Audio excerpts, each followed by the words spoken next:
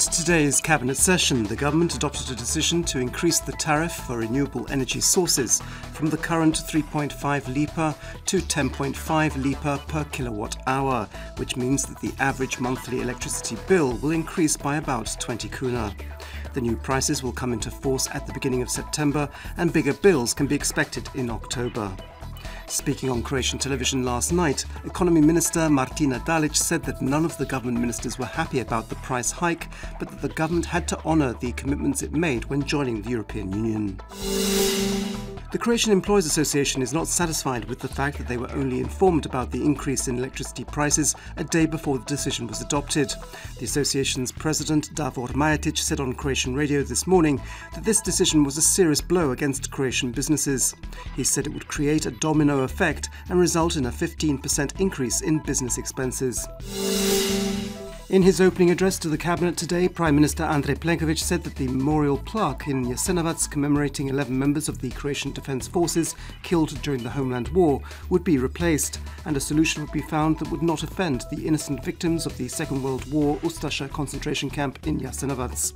The plaque has been heavily criticised as it includes the salute used by Ustasha fascists.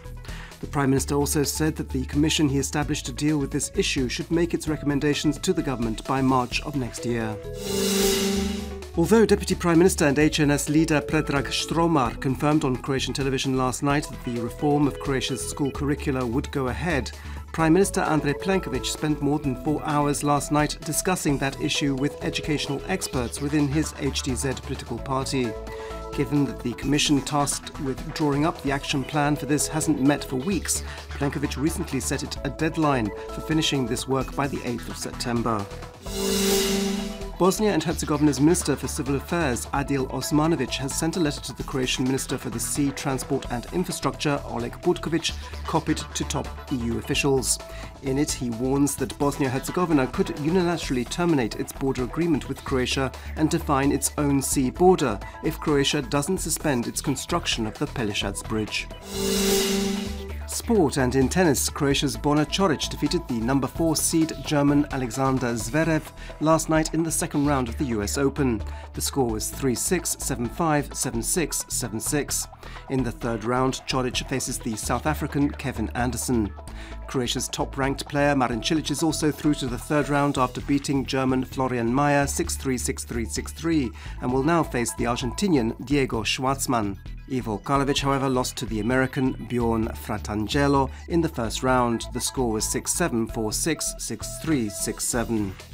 In the women's tournament, Croatia's Donna Vekic is through to the third round after defeating Shuai Peng of China 6-love, 6-2. She faces Latvian Anastasia Sevastova next. Meanwhile, Petra Martic lost to Agnieszka Radwanska of Poland for a score of 6-4, 7-6, and Mirjana Lucic-Boroni was beaten by the Spaniard Carla Suarez Navarro for a score of 4-6, 7-6, 6-2. This afternoon's forecast calls for mostly sunny weather. There will be light to moderate cloud cover in places, mainly in western regions. On the coast there will be a light to moderate southeasterly Yugo wind, with a southwesterly in places along the southern coast. On the open seas of the northern Adriatic there could be a strong southeasterly Yugo wind. Highest daily temperatures will be between 28 and 34 degrees Celsius. On Friday it'll gradually cloud over with occasional rain, first of all in Gorski Kotar during the morning and then in other regions, arriving in eastern Croatia last of all. It will still be hot in eastern regions, although elsewhere temperatures should drop a little. The weekend will be changeable and mostly cloudy with occasional rain, especially on Sunday. On the northern coast it'll be moderately to heavily cloudy with rain and thunderstorms, and heavier downpours in places. The clouds will spread towards the south, bringing some rain there during the afternoon. From Saturday, changeable weather is expected with occasional rain and thunderstorms in places. There could also be some heavier downpours.